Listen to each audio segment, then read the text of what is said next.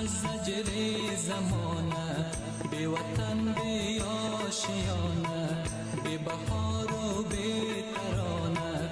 ای پرستوی مسافر در غروبی بی نشانه، در غروبی بی نشانه.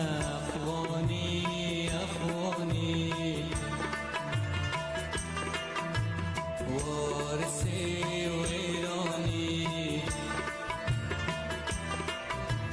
وارث ویرانی.